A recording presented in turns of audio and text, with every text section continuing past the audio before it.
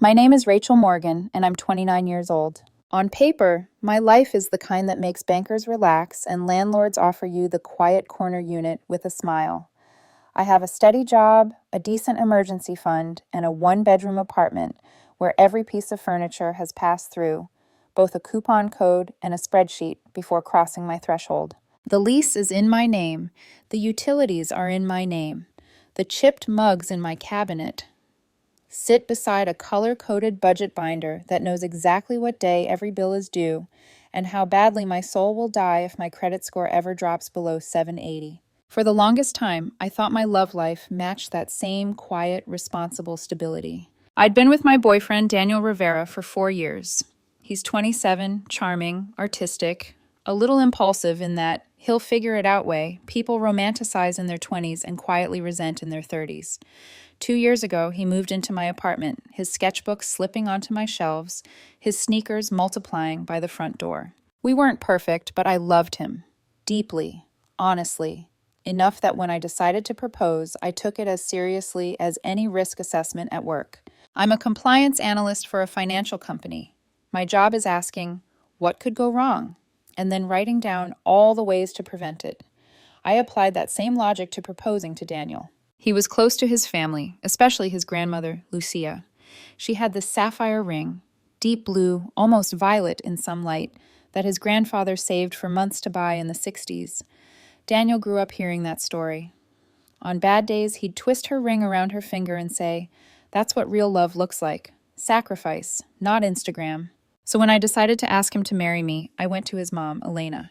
We had coffee at her kitchen table, and my hands shook when I asked if she thought Lucia might be willing to let me use the sapphire. Elena smiled so softly it almost broke me. "She'll be thrilled," she'd said. "Having that stone in your engagement ring? She'll cry. In a good way." We reset the sapphire into a modern white gold setting. Simple, clean, a little bit vintage, a little bit updated. I put the receipt in my budget binder, like I do with everything, but that ring wasn't about the money. It was about meaning. I chose the botanical gardens for the proposal. That's where we had our first date. We'd walk the winding paths, pretending to care about Latin plant names, while secretly watching each other when we thought the other wasn't looking. He kissed me for the first time near the rose arbor, hands trembling like he was afraid I'd disappear. 4 years later, I booked a sunset admission. I hired a photographer to hide in the bushes like a discount nature documentary crew. I picked my outfit, rehearsed my speech, and reminded myself that even if my voice shook, the words were true. When I got down on one knee in front of that rose arbor, Daniel covered his mouth with both hands. His eyes went glassy. By the time I finished rambling about choosing him every day, about how his laughter made my overclocked brain slow down, about how I wanted my life's spreadsheets to always have his name in them, he was openly sobbing. He said yes. He pulled me up and kissed me, and the photographer stepped out. Daniel laughed through tears and shouted, "You sneaky little nerd," so loudly that a nearby couple clapped for us. That night, he posted the photos on social media. Hundreds of likes, dozens of comments. He wrote this long caption about how he never expected to be proposed to in such a thoughtful way, how the sapphire meant everything because it tied us to his grandparents' love story. For 3 months, he seemed genuinely happy. He showed off the ring at work, sent me TikToks about wedding venues, and sprawled across our couch researching honeymoons we probably couldn't afford, but liked to fantasize about anyway. I thought I'd nailed it. Then, last week happened. We were out to dinner with his friends, Jade, Madison, and Tiffany. In my head, I call them the toxic trio. To Daniel, they're his ride or dies, the women he met in college who have been in every group photo since. The restaurant was one of those trendy places with exposed brick, Edison bulbs, and cocktails that taste like regret and rosemary. We'd made it through appetizers without incident. I'd almost let my shoulders drop. Then Madison brought up engagements. "Did you guys see Connor's proposal to Ashley?" she asked, eyes bright with the thrill of gossip. "He rented out the entire rooftop at the Skyloft. String quartet, fireworks, literally fireworks." She held up her phone and spun it so the video faced us. There was Connor, down on one knee in slow motion, Ashley sobbing in a designer dress as actual fireworks exploded behind them like a rom-com fever dream. Jade leaned in, sighing theatrically. "Right? And the ring, 3 carats, custom designed. He worked with the jeweler for months. I'm obsessed." All three of them turned their attention to Daniel's hand resting on the table, specifically to the slim band of white gold and blue sapphire on his finger. I felt my stomach slide south. Tiffany, who always looks like she's smiling at her own reflection, delivered the killing blow. "Your proposal was cute too, Daniel," she said, smiling at him, then at me. "Very intimate, budget-friendly. Some people just aren't into grand gestures, you know?" She said budget-friendly the way someone might say terminal rash. I watched Daniel's face transform in real time. A moment ago, he had been relaxed, joking about the breadbasket. Now he looked small, embarrassed. His thumb twitched against the ring like it suddenly weighed 100 pounds. He laughed, but it was thin. "Yeah, well, not everyone can do fireworks." Jade tilted her head. "Still, if you'd told her you wanted something big, I bet Rachel could have figured something out. She always has a plan, right?" She winked at me. I smiled, because that's what you do when people invite you to laugh at your own effort. The ride home was silent, the kind of silent that hummed. I could feel words stacking up in Daniel's throat like traffic waiting for a green light. He didn't look at me once, just stared straight ahead, his jaw clenched, fingers worrying the steering wheel. By the time we got inside my apartment, our apartment, my chest hurt from holding my breath. The door clicked shut. The lock turned. Daniel dropped his keys on the counter, staring at them like they'd offended him. Then he turned on me. "A photographer hiding in the bushes," he said, voice flat with disbelief. "That's what you thought I deserved?" The question hit harder than if he'd shouted. I blinked. "You loved it, Danny. You cried. You said it was perfect." "I was being nice," he snapped. "Madison's boyfriend took her to Paris. Jade got proposed to on a yacht. And I got the botanical gardens where we went on our first date. You couldn't even think of somewhere new." I felt my throat tighten. I thought it was romantic, going back to where we started. "It was lazy, Rachel." He gestured wildly. "And the ring? My grandmother's stone? You couldn't even buy me my own diamond. You just recycled family jewelry." "Your mom said you'd love having something from your grandmother," I whispered. I could still see Elena's soft smile across that kitchen table. "That's what moms say. You're supposed to know better." He laughed bitterly. "God, when I showed my friends the video, they felt sorry for me. Sorry for me." I stood there, my carefully organized world tilting. 4 years together, and he was letting 3 people with a rooftop fireworks video dismantle what I thought was one of the most beautiful moments of our lives. "So," I managed, my voice rough, "what do you want me to do?" He crossed his arms, the ring glinting under the kitchen lights. "You need to repropose," he said. "Properly this time. Something that shows you actually value me. Something I won't be embarrassed to share." "Repropose?" I repeated. "Yes. Lots of people do it when they realize they messed up the first time. Madison's cousin's boyfriend reproposed after his first attempt was at a basketball game." He shuddered. "This time, make it special. Make it something that shows everyone what I'm worth to you." "And if I don't?" I asked quietly. He met my eyes, steady and cold. "Then maybe you're not ready for marriage," he said. "Maybe you don't value me the way I thought you did." I nodded slowly, the motion feeling disconnected from my body. "Okay," I said, "I'll repropose." His shoulders loosened. For the first time since dinner, he smiled. "Really?" "Yeah," I said. "Give me a week to plan something special." He leaned over and kissed my forehead like he was rewarding a dog that had finally sat on command. "I knew you'd understand," he murmured. "And this time, maybe consult with someone who actually knows about romance, not your spreadsheet buddies." That night, while he snored beside me, I lay awake staring at the ceiling. I replayed his words. Lazy. Embarrassing. Budget-friendly. I remembered the way his hands had shaken in the gardens, the way he'd called my proposal perfect. I thought about his grandmother's sapphire, the stories about sacrifice over spectacle. I thought about how easily he'd let 3 women with minimalist manicures and Instagram-ready lives convince him that what we had wasn't enough. Somewhere between midnight and the first gray hint of dawn, I made a decision. I would repropose, just not in the way he expected. The next week, my life split into 2 timelines. On the surface, there was the one Daniel could see. In that version, I was the dutiful girlfriend doing damage control. I nodded when he sent me proposal videos with rooftop sunsets and fireworks. I heart-reacted to TikToks where women sobbed into velvet ring boxes. I listened when he described a champagne tower and a rented string quartet as if he were planning a royal coronation instead of a marriage between 2 people who share a Netflix account. In the second timeline, the one inside my head, I was planning an exit. He had asked for a re-proposal that showed him what he was worth. Fine, he would get a moment. Just not the one he thought. He was giddy that week, the way little kids get before Christmas when they're so sure they're getting exactly what they asked for that it never occurs to them they could be wrong. He dropped hints constantly. So, if you were going to, really go all out, he mused one night, scrolling his phone. Rooftops are kind of cliche now, don't you think? Maybe something like a private room at a fancy restaurant or a hotel ballroom. There's this place Jade's cousin rented for her engagement party. Super exclusive. I was at the kitchen table, balancing my budget. I glanced up. You mean the place that costs more than my mortgage payment for one night? He waved a hand. It's just money. It's a once-in-a-lifetime thing. I didn't say, marriage is supposed to be the once-in-a-lifetime thing, not the proposal. I just smiled and said, I'll keep it in mind. He kept his phone face up all week, and I'd grown used to ignoring his notifications. But now I paid attention. The group chat with his trio buzzed constantly. Daniel. Guys, she said she's going to repropose. Madison. Finally. Jade. Redemption. Arc incoming.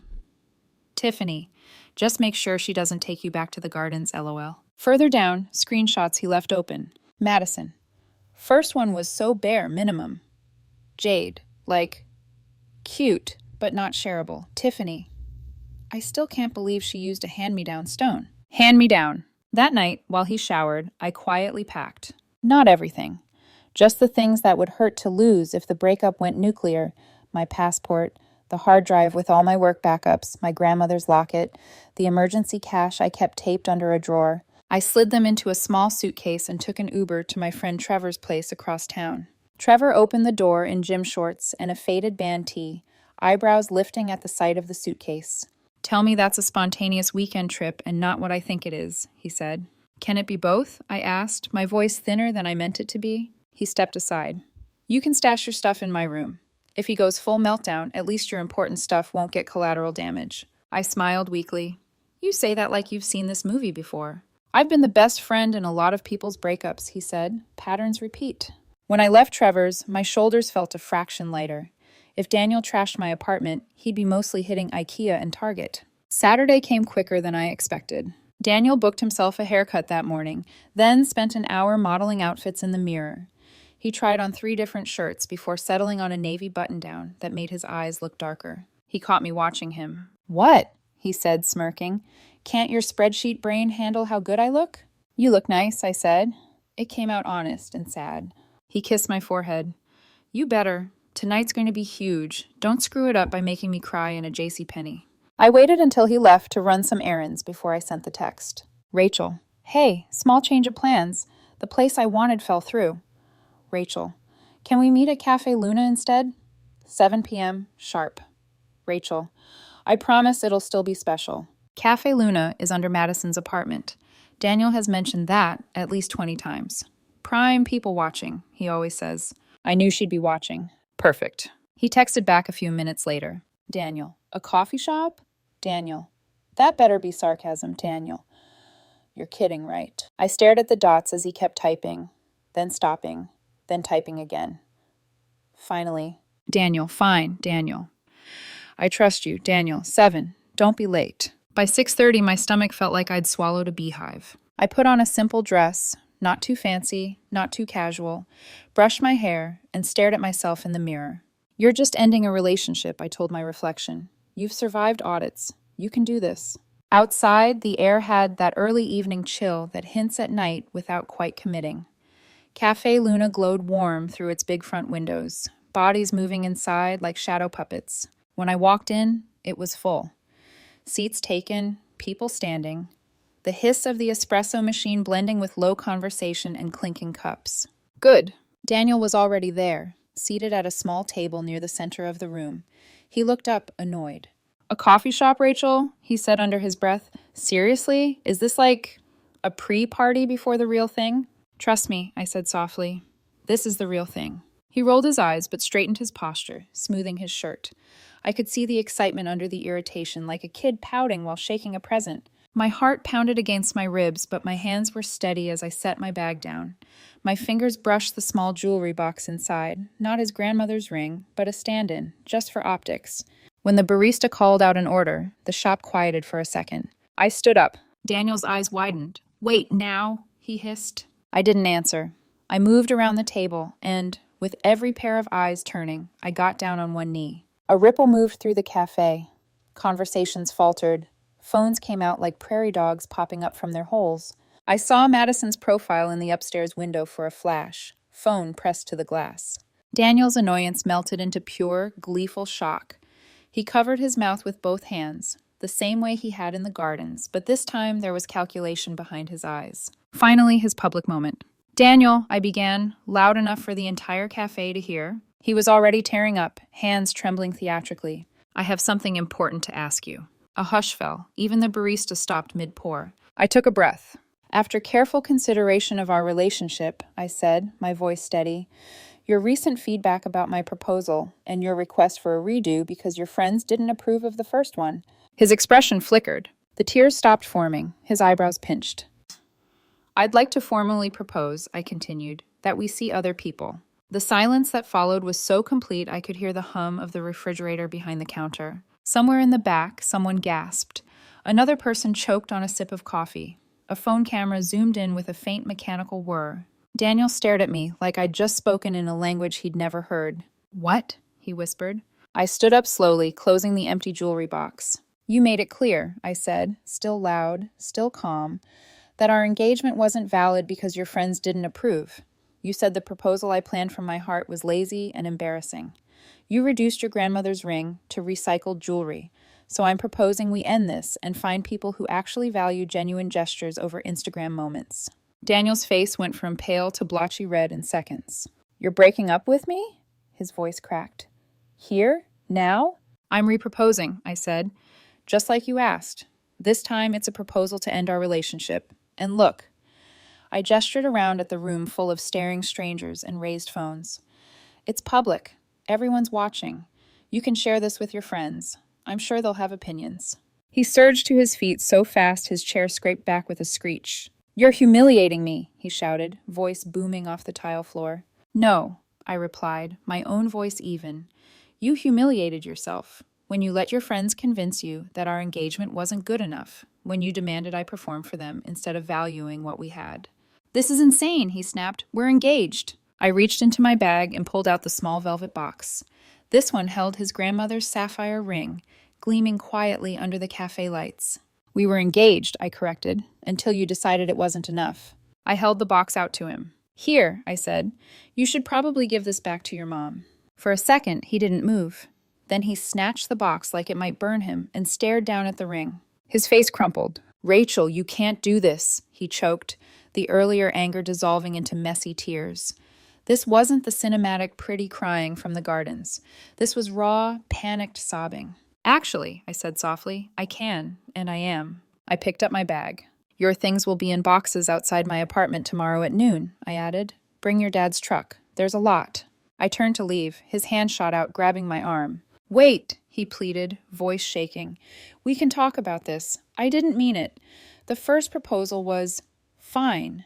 In the corner of my eye, I saw multiple phones tilt to capture his desperation. "No," I said, gently but firmly pulling my arm free.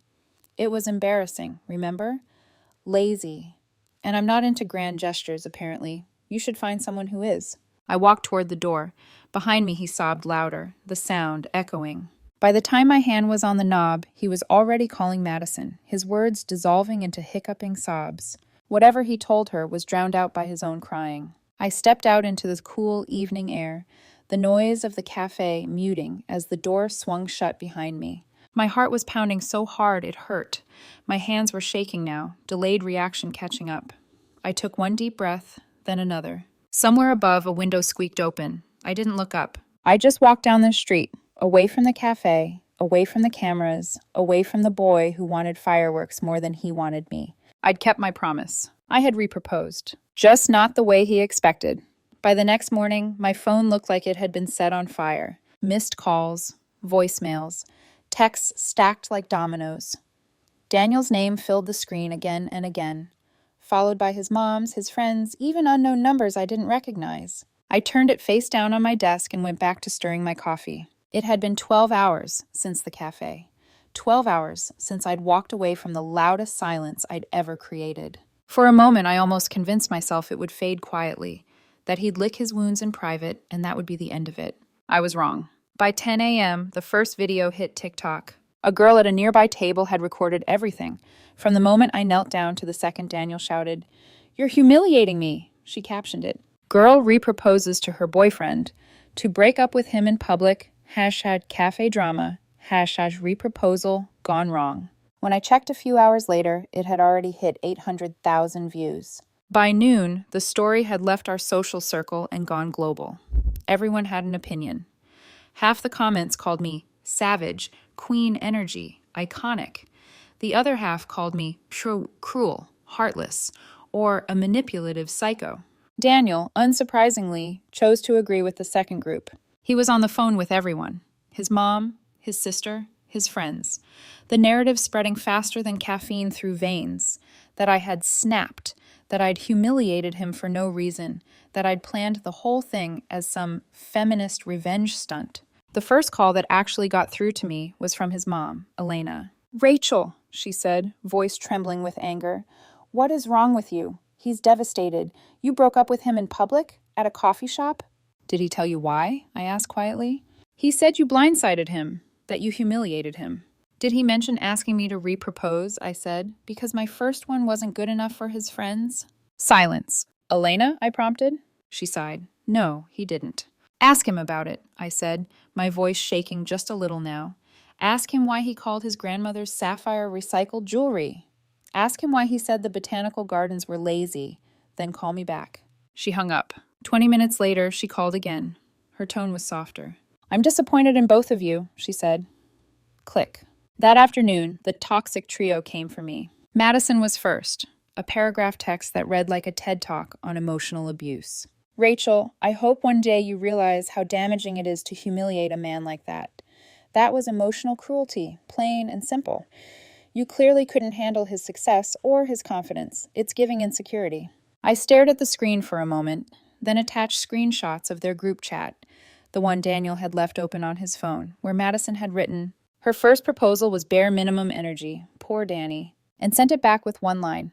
"Projecting much?" She blocked me within 5 minutes. Then came Jade's call. She didn't yell. Her tone was syrupy sweet, the fake concern, kind. "Rachel, babe, I just want to say I think this got out of hand. Danny didn't mean to hurt you. He was just having a moment. You could have handled it privately." "A moment that required me to repropose," I said flatly, "and make it Instagram-worthy?" She paused. "He just wanted to feel special." "He was special," I said, my throat tightening, until he decided my love needed better lighting. The next morning, the most unexpected knock of all came at my door. When I opened it, Tiffany stood there in a tiny black dress and heels that didn't belong on a Sunday morning. "Hey," she said, smiling too widely. "I just wanted to check on you. You know, after everything." Her perfume hit me like a chemical weapon. I leaned against the doorframe. "Why?" I asked. "So you can record a follow-up?" She laughed, twirling a strand of hair. "No, silly. I just think you and I both know Danny never really appreciated you. Honestly, I always thought you were too good for him."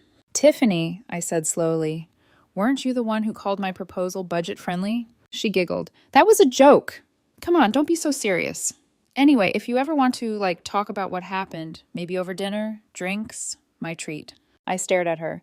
"You're hitting on me right now?" She blinked. "Not hitting on you, just being supportive." "Get out, Tiffany." Her smile cracked. "You'll regret this. He's the best you'll ever get." I almost laughed. "If someone who values his friends' opinions over my heart is the best I'll ever get," I said, "I'll happily die single." I shut the door. By that evening, the internet had chosen sides. Someone from the cafe posted a clearer angle of the video, and then another user posted screenshots of Daniel's old engagement photos, the ones where he'd called my original proposal perfect and the most meaningful night of my life. Side-by-side comparisons flooded the comments. "So he said her first proposal was perfect, then called it embarrassing when his friends mocked him?" This man wanted fireworks more than fidelity. By Monday morning, the video had 2.8 million views. Daniel's name was trending. Mine wasn't far behind. He tried to get ahead of the narrative by posting a long Instagram story about toxic women who use humiliation as power, complete with black and white selfies and the caption, "Sometimes silence is louder than revenge." Unfortunately for him, his silence lasted about 3 hours. At 3:17 p.m., I got an email with the subject line, "A chance to rectify this situation." It was from Daniel. The email was formatted like a contract. Bullet points. Numbered terms. 1. A public apology on all social media platforms admitting you overreacted. 2. A proper reproposal at a venue of appropriate standard. Attached. List of approved venues. 3. Couples counseling. To be paid for by you.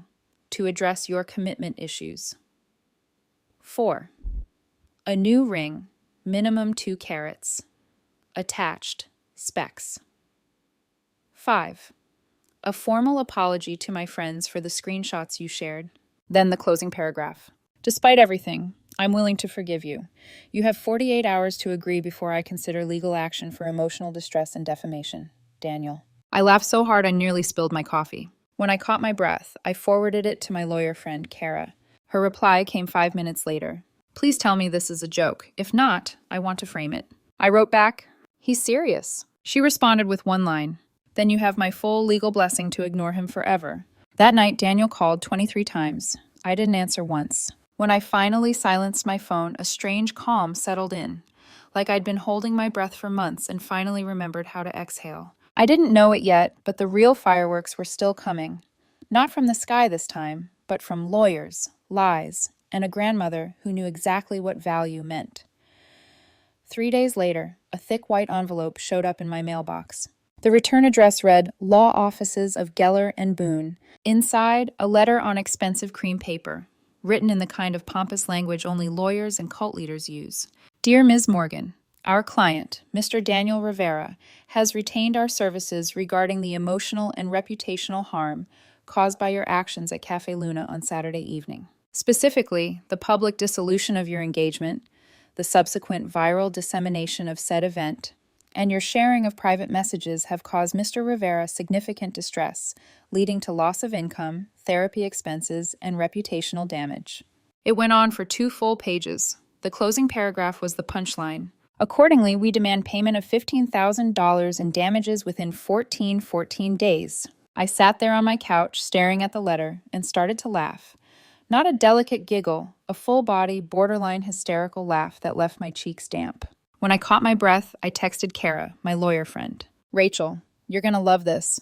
Photo attachment. Her reply came in seconds. Kara, oh my God, he actually did it. I'm taking this pro bono, purely for the comedic value. By that evening, she had drafted a 1-page response that should have been framed and hung in a museum for petty perfection. Dear counsel, your client requested a reproposal. My client complied, just not in the manner anticipated.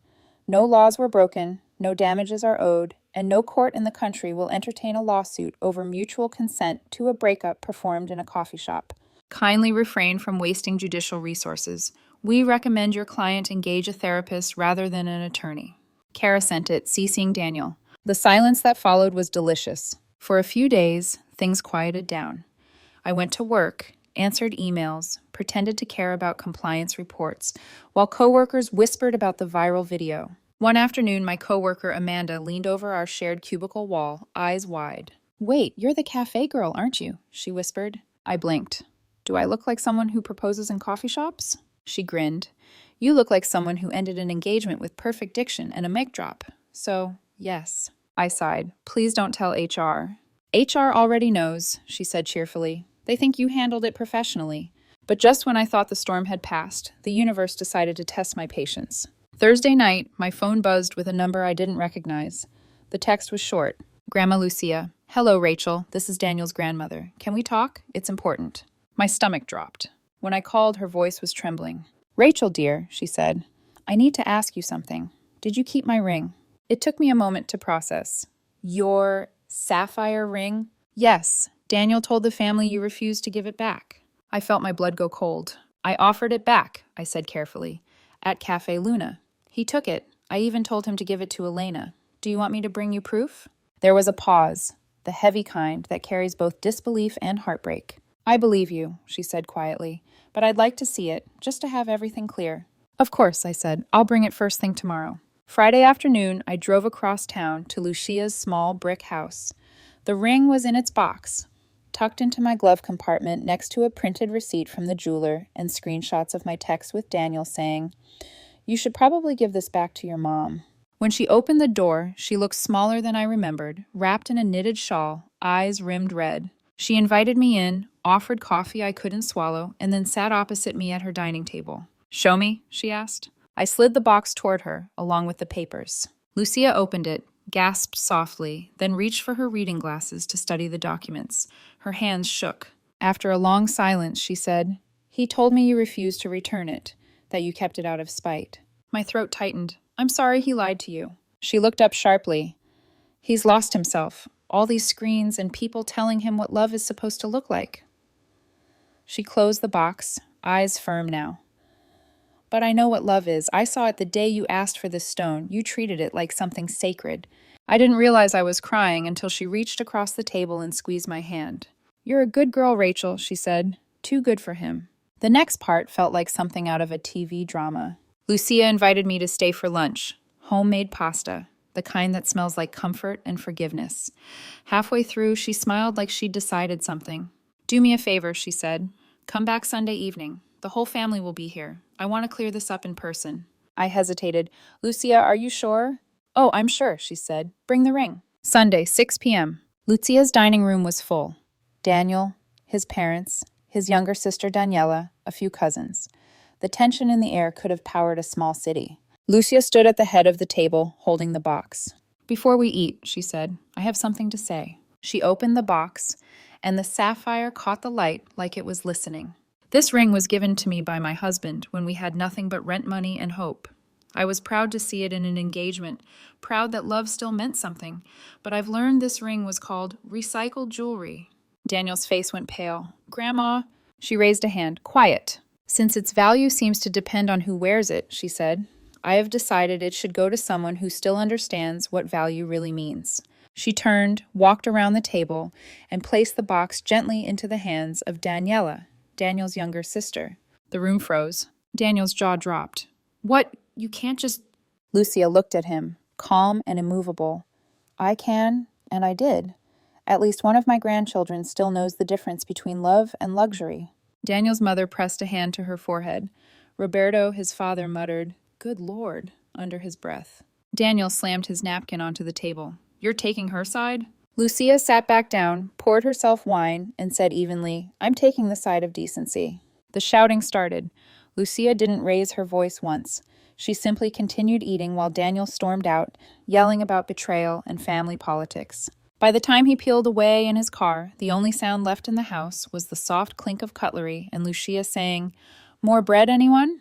Word spread fast. By the next day, the toxic trio had turned on each other. Madison's boyfriend, Connor, the same rooftop proposal guy, messaged me on Instagram. "Hey, just wanted to say, I saw how she treated you. Madison's been pressuring me to propose for months. Your story kind of opened my eyes. Thank you." 2 days later, they broke up. Madison blamed Daniel for ruining her example couple energy. Jade's boyfriend downgraded their anniversary trip from Paris to a nearby beach town. When she complained, he asked, "Are you going to pull a Danny on me if I don't rent fireworks?" They're in couples therapy now. Tiffany tried to play victim on social media, posting, "Sometimes people show fake smiles, but real fangs." Nobody bought it. She's been quietly exiled from the friend group. The final twist came a week later. My phone buzzed at midnight, a voice note from Daniel. "Hey, Rachel, I've been doing a lot of work on myself. Therapy. I realize now that love isn't about grand gestures. I miss us. I miss what we had before everyone got in my head. Maybe we could start fresh. Maybe you could take me somewhere nice to apologize. Madison's in Bali. I was thinking somewhere tropical too." I stopped the message halfway through and deleted it. Life without him got quieter, cleaner. My apartment, no longer half filled with sneakers and scattered sketchbooks, felt bigger. Trevor helped me move Daniel's boxes to the curb, then clinked a beer bottle against mine. "To being single and unembarrassed," he said. "Cheers to that." Even my mom, who had once urged me to fix things, called a week later after bumping into Roberto at the grocery store. "He told me everything," she said. "You dodged a bullet, sweetheart."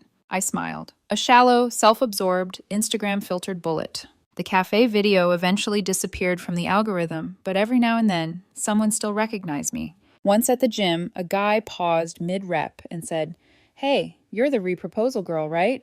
That was legendary." I laughed. Glad my heartbreak was entertaining. He grinned. Nah, it was inspiring. Last week, the Botanical Gardens posted a throwback photo of their rose arbor, the spot where I'd first proposed. The caption read, "Not all beautiful moments need fireworks. Sometimes love blooms quietly in simple places." 47,000 likes. I couldn't help smiling. Daniel would have loved the irony. Or maybe not. Someone told me he blocked the garden's account. Apparently, seeing flowers triggers him now. I closed the app and set my phone aside. Outside my window, the city buzzed. Normal, imperfect, alive. And for the first time in a long time, so was I. If anyone ever asks what I learned, I'll tell them this. When someone demands you repropose because your love wasn't shiny enough for their audience, the only thing worth reproposing is your relationship status. From engaged to free. Worth it every time.